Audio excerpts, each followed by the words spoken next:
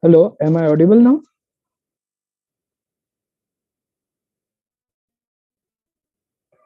Okay, so I don't have presentation, but I will start giving the webinar by myself. Okay, is that fine?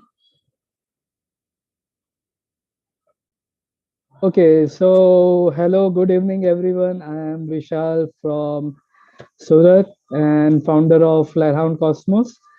So now, before we begin with aerospace, why aerospace engineering and why do we have to talk about it?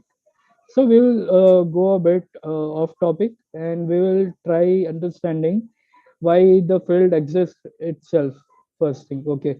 Before getting in the field, we need to understand why it exists.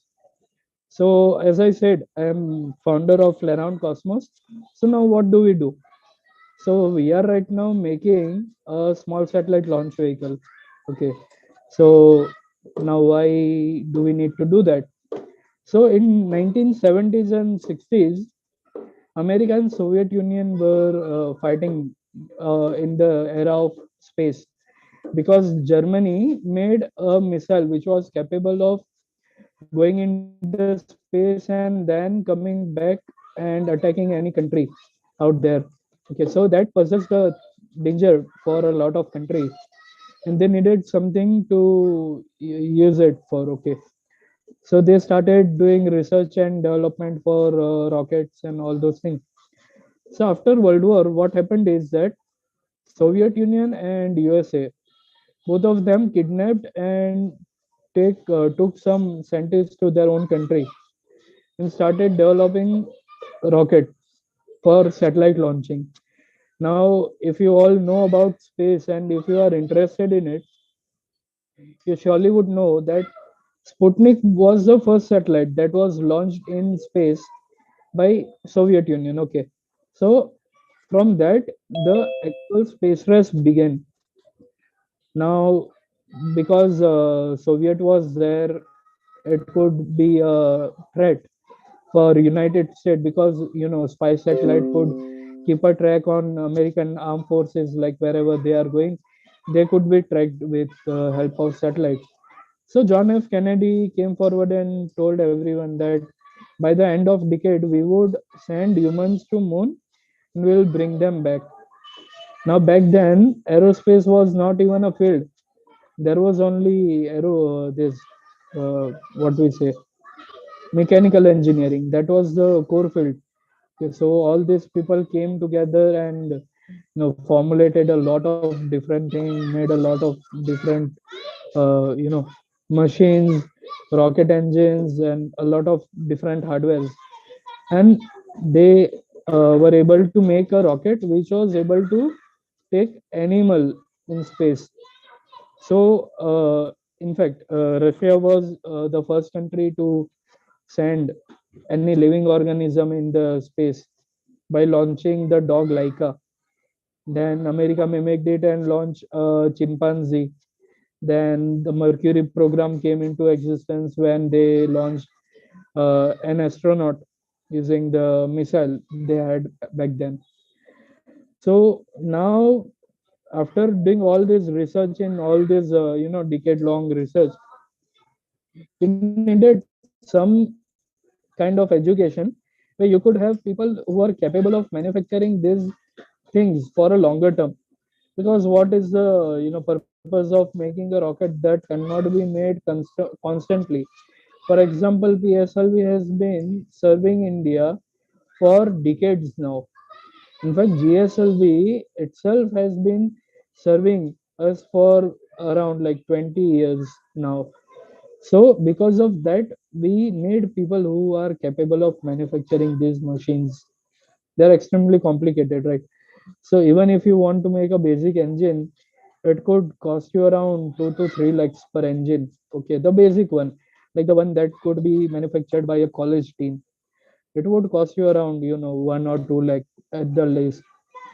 So it is not just about money, it is about resource, how you put it together, how you calculate it together, how you analyze it, how you test it. So now the field came into existence, which was applied application of mechanical engineering. and it was called aerospace engineering, which basically deals with making anything which relates to space. Not just space, but it also deals with making things which are working in the atmosphere, such as airplanes. In fact, submarines use a lot of aerospace engineer because they can analyze a lot of different things that could be utilized for these objects. So it is an applied field of mechanical engineering. Now, why is it much different than a lot of different field? So if you are a computer engineer, you might know programming. You might be able to program website. You might be able to make computer application. You might be able to make a lot of different applications and robotics and all those things. But when it comes to a rocket engine itself, like basic RS-25 engine, which is space shuttle main engine, it needed 3 million parts alone. Like the entire shuttle had 3 million parts. Now, being an aerospace engineer, you have to be precise, like all what all parts you need, what all specifications they need to fulfill, what kind of parameter might happen in the worst case scenario. All of that have to be considered by an aerospace engineer, and to do this, you have to be extremely specialized in these things. And that is why there is a notion, like a lot of mechanical engineers find it easy to get a job. Now mechanical engineering is easy to get job with because it has a wider application. Okay, but aerospace engineer find it difficult when finding jobs, because first thing you have to deal with is an employer that needs your skill. For example, if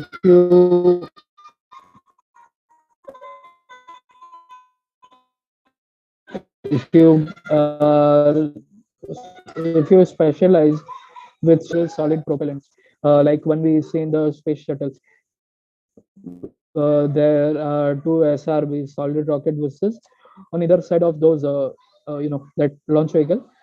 So for that you need a propulsion engineer. Okay, so someone who specializes in solid propulsion. So now that person cannot go and apply somewhere for a job in IT, because his stronghold is not coding, but in fact he is quite familiar with designing rocket engines for launch vehicle, for missiles. So they might be hired by someone who manufactures arm and ammunition, someone who manufactures missiles, bombs, or launch vehicles, or these automobile vehicles. There are Those are the places where you might be applied and you might be hired. So it is a mixed thing. Like there is much more specialization that you might need to make your place in a particular sector in this aerospace engineering. And in India there are several criterias for you to satisfy and get into this particular field. So for that, basically you have to be a science student. And if you are from a non-Indian country, like where you have all the subjects to study, so you have to study like physics, chemistry, mathematics for the list to qualify for aerospace engineering. Okay. And in India, you basically choose group A, which is physics, chemistry, mathematics. You can select physics, chemistry, mathematics, and biology, all four. And if you have selected all four, you can also go into space medicine, which is another field of all the biomedical applications that are related to space. So it is another topic. So like now we talked a lot about aerospace engineering. Now one thing we also need to talk about, like as I said, that jobs are quite limited for this field. So what all other opportunities do we have? So now Indian government have started a section of ISRO. Basically, it is another company of ISRO, which is called in space, which is responsible for all the private organization collaboration with ISRO. So now they are looking for entrepreneurship. Okay, basically a startup which solves a problem using space technology. So, for example, me, who is working on a small satellite launch vehicle, can go to in space, tell them about my idea, tell them all the parameters like how am I going to earn from it, how am I going to build my rocket, what all resources would I need, how much money would I need to build a rocket, how much profit will I generate from it. I have to give them all this data. So what they will do in return is that they will let me use a lot of different department and centers which are under guidance, which are under the control of ISRO, such as if I am developing a liquid rocket engine, and if I approach in space, they will help me with ISRO's collaboration, and maybe I can test my engine in LPSC, which is in Mahendragiri. Okay, so that is a possibility. Now, do you need to be aerospace engineer to do that? No, not really. You can be any engineer. You can be a physics student. Like basically anyone who belongs to the field of science could, come up with a startup which deals with the space. Okay, and then you approach them with this. So now there is a particular term which has been coined by our Prime Minister Narendra Modi, which is space entrepreneurship. Okay, where you have to, in fact, there are space these hackathons as well, where you have to give solutions to a lot of different problems using space application. So recently, I went to Bangalore for this exhibition, which had all these space companies of India. So now there are companies which are developing satellites which could help India in locating all the resources. Then also help in the water pollution treatment. Then it could help in anti-infiltration operations for Indian Armed Forces. Then it could help in vegetation, culture, climate, weather, all those things. The startup name is Pixel. So now the thing is how they came into existence. So that the founder of Pixel Space is an aerospace engineer and an electrical engineer. Okay, so they came together. They developed satellites which are hyperspectral imaging ones. Okay, so now it is a long topic, but I will give a basic idea.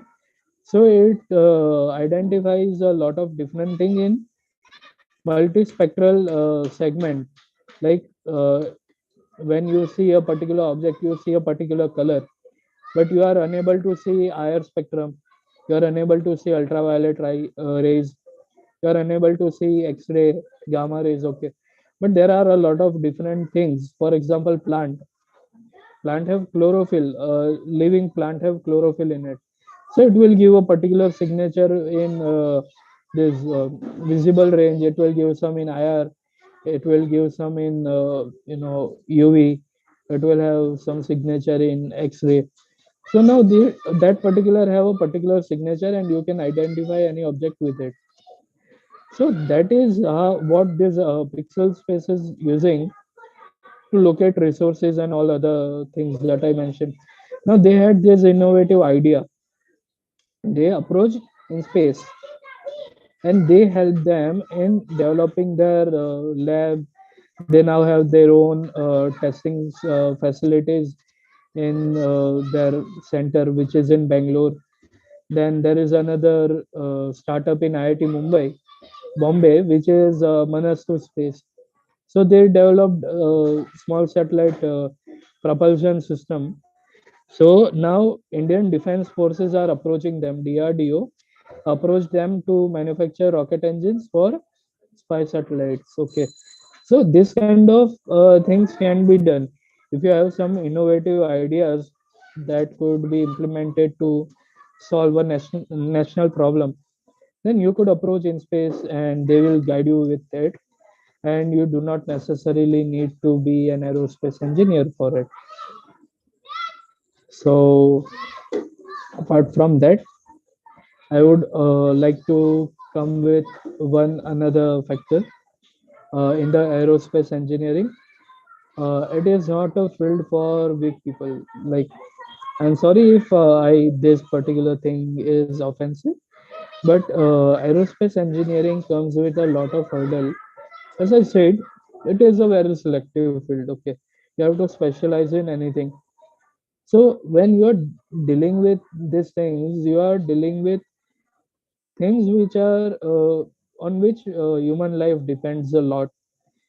Because see, it might be possible if you work in ISRO and if you are working on mission Gaganyaan, you're dealing with an astronaut program. So human life depends on your work. Okay, so for that you will be tested till your breaking point. And therefore, a lot of aerospace engineers I have seen end up working in IT companies like Wipro, TCS, Google, all those companies, which is not a big thing because a lot of people go from their core field to computer. But yes, aerospace engineer have this problem. So you need to be mentally strong for that particular field. Okay. Second thing, now it is not just a field. Aerospace is not just a field. It is much more of a personality. And if you see Dr. Kalam, so we can see that aerospace engineering personality in him. If we see Dr. Satish Dhawan, we can see that in him as well. If we see Dr. K.S. Sivan, we can see that personality in him. They're extremely grounded. They are always accepting new changes. You have to be innovative because whatever you are developing, see, anything in going in space is quite expensive. For example, if you want to make a circuit that is qualified for space, you have to coat it with gold, like 24 karat gold. You have to make wires from gold as well. So it is quite expensive, and you have to be precise for that. You have to find a way to solve that problem for a cheaper price. So these are a few qualities that you need to inculcate in yourself before you even think of being an aerospace engineer. And to give a surprise, I am not an aerospace engineer by academics, but I became one by working in it. Okay, so I was a computer engineer. I dropped out in my final fourth year. Then I chose to go into BSc physics. And when I was in computer engineering, I got an opportunity to work for a startup to develop their solid rocket booster. So while working on that, rocket motors, I started gaining interest in propulsion system. So I started doing my own research. Like I got used to read 2 to 3 research paper every day on solid rocket boosters and their components. So you might need to start develop those habit as well. And when you get to a particular point when you have enough knowledge about the field, you might be technically considered to be an aerospace engineer even if you don't have the academic background for it. And you would be looked for mentoring. For example, now I am a mentor to 4 to 5 students for development of solid rocket motor as well as liquid engine. So for basic, this was all. Now, if you have any questions, you are open for it.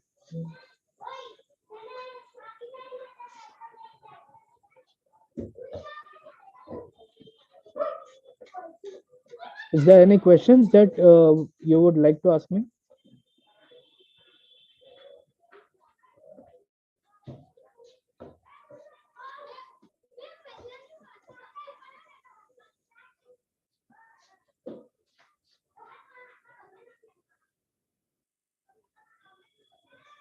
Hello.